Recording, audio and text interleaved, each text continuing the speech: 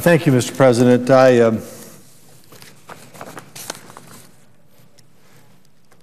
appreciate the remarks from my colleague, Senator Levin. I just caught the tail end of that, but it's a good segue into what it is I would like to say today. Today's May 16th, an important day for me, as it happens to be my birthday, although I'm not really anxious to have any more birthdays, and it's no big deal. It's more important of a day because this is the day that Treasury Secretary Geithner said we have reached the debt limit ceiling. I read from this missive that just came out a little bit ago. Treasury Secretary Timothy Geithner announced on Monday morning that the federal government had met its statutory borrowing limit of $14,294 billion cap. This is the day we've been talking about for a long time, and in fact, this date had been advertised as probably the date at which the United States would hit the debt limit. Now, here we are with an empty floor on a Monday, and people are saying, whoa, shouldn't you guys have been in every night last week and all weekend to avert hitting this limit, because doesn't this mean that we have to default on our debt? Well, as the article goes on to report, through a series, and I'm quoting here, through a series of extraordinary measures designed to stave off a potential government default, Treasury has been able to move some money around so that now we won't reach that magic date until August the 2nd. Well, is this good news or bad news? Well, it's maybe good from the standpoint that we may have avoided a catastrophic situation today, but it simply postpones the date of the inevitable. And what I fear is that it simply gives us more time to not seriously get engaged in dealing with what is arguably one of the largest crises in American history, particularly in American financial history. And so when we look at what has been transpiring over the last several years, as all of us have watched with alarm our debt limit continue to climb at unprecedented rate, there has been not nearly enough debate and engagement in how we should address this. Now, I know the last several months have been filled with proposals and plans and dire predictions. And the last year, 2010, an election year, certainly aroused the interest of the American people, where I think for the first time the reality of what the increase in the debt and the deficits is doing to our country's financial health. I have this chart here on the left which says total U.S. debt and statutory debt limit from the years 1941 to 2011. Now, in 1941, we were, as of December, engaged in World War II. And we see a small little spike here in terms of the debt limit. Understandable, because we were in a crisis situation and we had to put all of our efforts and expenditures into production to address the war needs.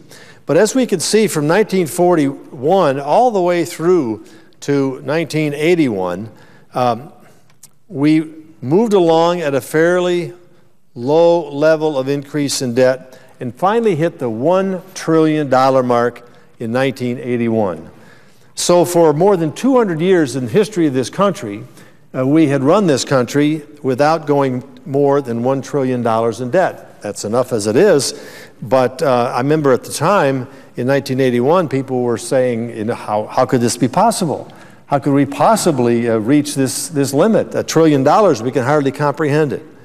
Well, the sad news is that since 1981, we have been on a steady incline which has been accelerated dramatically in the last few years of debt. And today, May 16th, 2011, we have hit the total of nearly $14,300 billion of debt.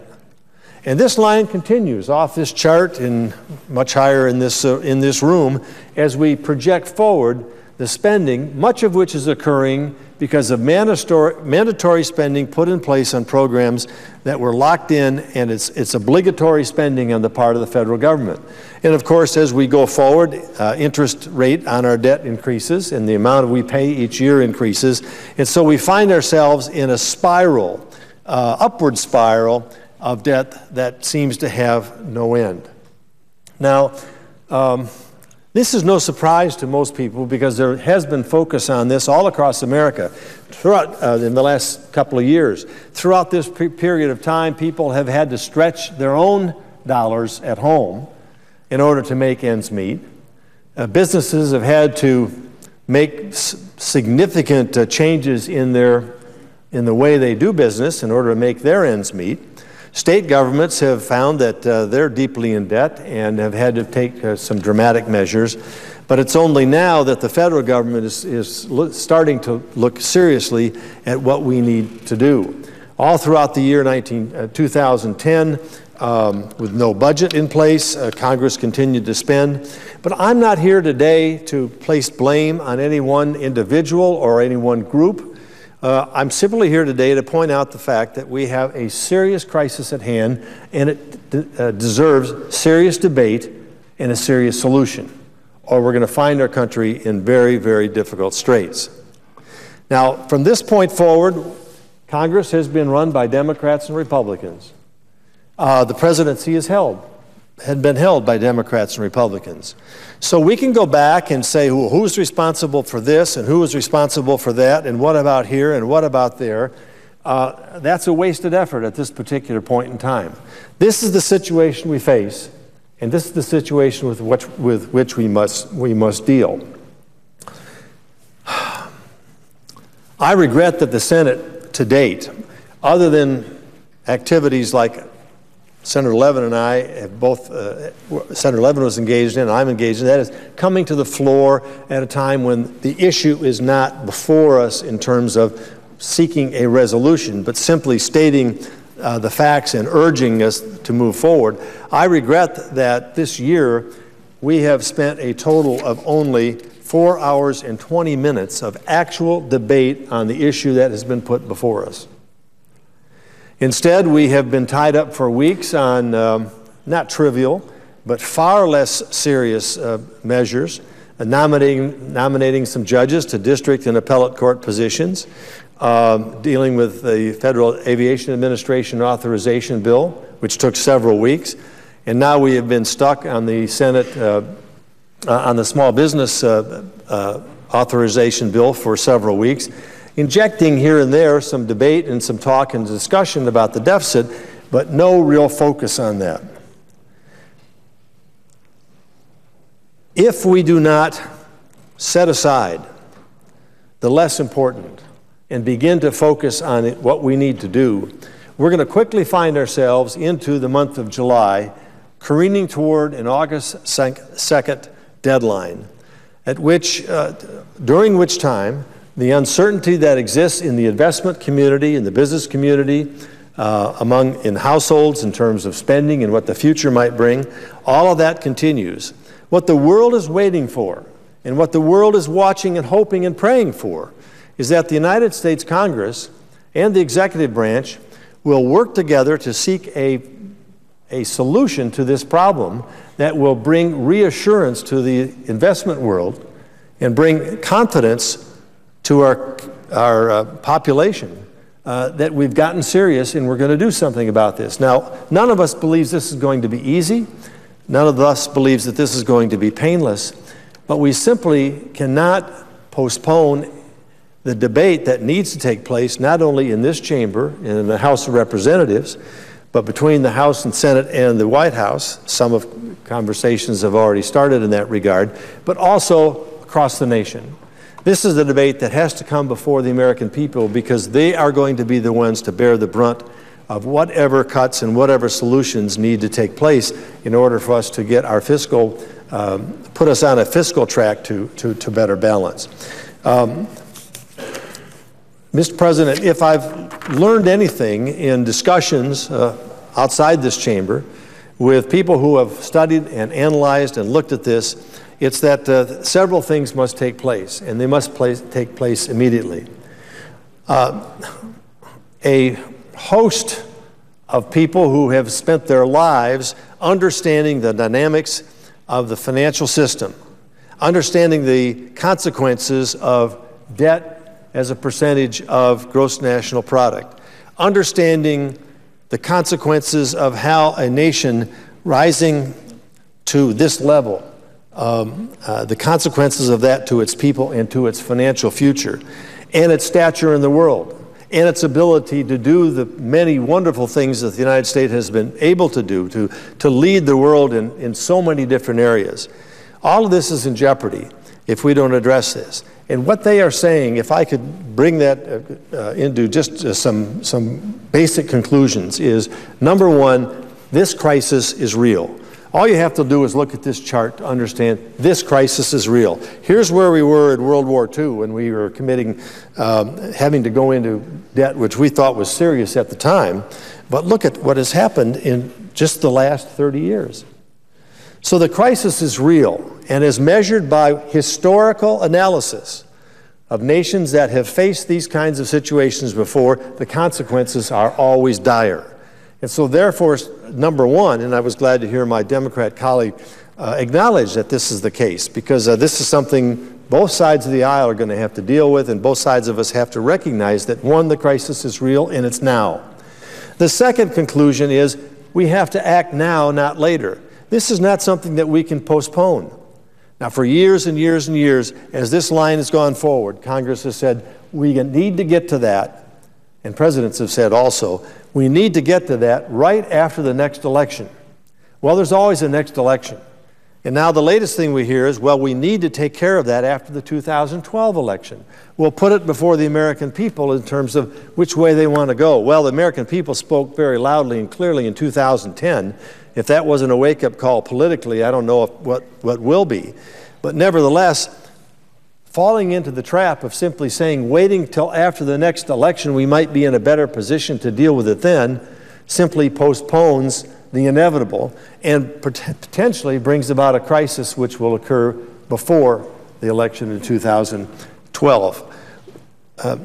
It is shameless, I think, to put before the American people that the political situation is such that we're not willing to address this now, and therefore we're putting their lives, their futures, their children's futures, and children's children's futures in jeopardy while we place a higher priority on the political outcome of 2012 rather than on what we were elected to do in 2010 and years before. So one, the crisis is real. Two, we have to act now without delay. Number three, if we do something, it needs to be a comprehensive plan, a plan that includes all aspects of federal spending. We need to talk about the discretionary part of our budget, which we vote on every year. Although in the last couple of years we haven't had a budget, we haven't had single appropriation bill votes.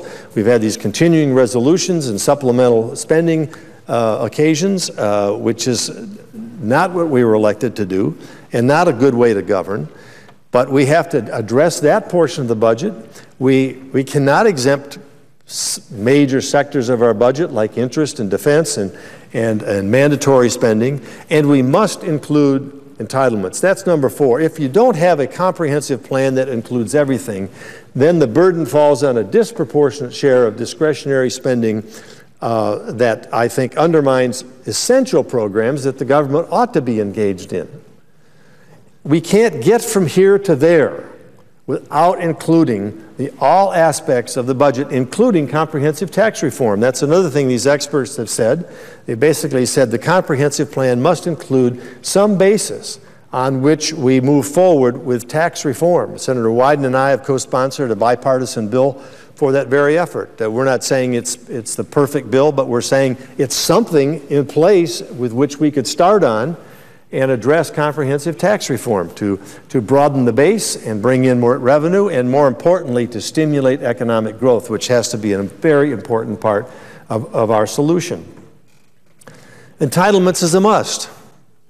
That's what these people have said. You cannot get from here, from where we are now to where we need to be, unless we include Medicare, Medicaid, and Social Security reforms. We all know that there are structural problems given the massive move into retirement age of the baby boom population of this country.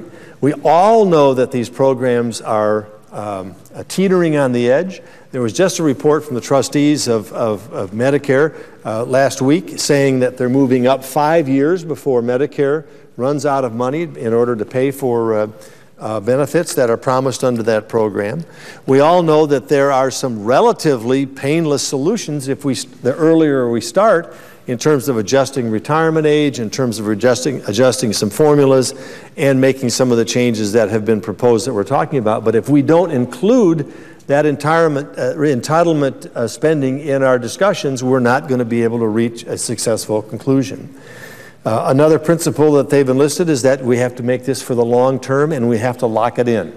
We have to guarantee that the promises that we make and the commitments that we make as we address this problem of how much to cut and how to change the tax code and how to work through the revenue side of this effort, they have to be locked in place and guaranteed, hopefully with the passage of a constitutional amendment to balance the budget. We failed twice in the 90s in this Senate to pass a constitutional amendment to send to the states for ratification, failed by one vote on 2 occasions. I wonder what would have happened had we passed that. No, I don't wonder. I know what would have happened. We would have been forced to make the decisions at this point of the chart, which would have brought us back to here instead of what now having to go from this point of the chart all the way down. Much more painful process than had we passed that amendment there. So what we want to avoid when we are forced to do this, and it's going to happen, we have to do it, we need to lock that in a path that'll bring us back to fiscal parity and balanced budgets, and then lock it in with a constitutional amendment. It can't be done in 1 year. That's why the other principle here is that this has to be a long-term process in getting us from where we are to where we need to go, and then we need to stay with it. We can't just pass it for 2 years, elect a new Congress, and come in and make these changes. If we move forward, and if we can come together to find a rational solution to this, it will send, and this is the last point that they've said, it will send a tremendous signal around the world to all those investors that have always looked to the United States as a safe haven, last resort place to put their money.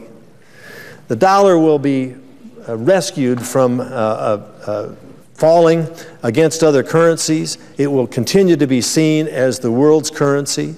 Confidence in the United States as a safe place to put your money will be restored in nations around the world. The American people will have a tremendous psychological sense of relief and assurance that we're finally getting serious about doing something about this crisis that faces us. So lastly, what I would like to say, Mr. President, is to send a message to the President Obama, the Majority Leader, to my colleagues and the Republicans and Democrats, to the Minority Leader and others, the time is now. I believe we should suspend, as soon as we can, everything but the absolute essential, and spend the next amount of time now, starting now, debating and working through, in whether it takes day and night and weekends, rolling up our sleeves and sitting down, holding this debate across the country to get input from the public, but also meeting together, working to find a solution to this, which we all recognize has to be done without letting this thing trail all the way to late July and then do something in a panic. This crisis is going to occur. It's going to occur probably sooner than we think. And the last piece of advice they gave us, and I know I said that just a minute ago, but the other piece of advice they gave us was, trust us. You do not want the financial markets to force you into doing things that will be done in a rush, will be done in a panic, that won't be rationally applied. And instead of being on a principled, rational way of solving this problem, we will be in crisis mode, and we will be having to make decisions that will have significant negative impact on our public and on the world. So, Mr. President, I hope to keep talking about this. I hope to keep urging our leadership to suspend all but the essential of what we are now doing, and all of us to commit whatever time it takes to bring about a debate and a decision as to how we're going to go forward. Put it in front of the American people. Let our yea be yea and our nay be nay, and then at least we will know where we stand, and we hopefully can come together to find a reason to forego letting the markets do this for us, which everyone concedes is not the way to go. So with that, Mr. President, I'm going to yield the floor, and I notice the absence of a quorum. Clerk will call the roll. Mr. Akaka.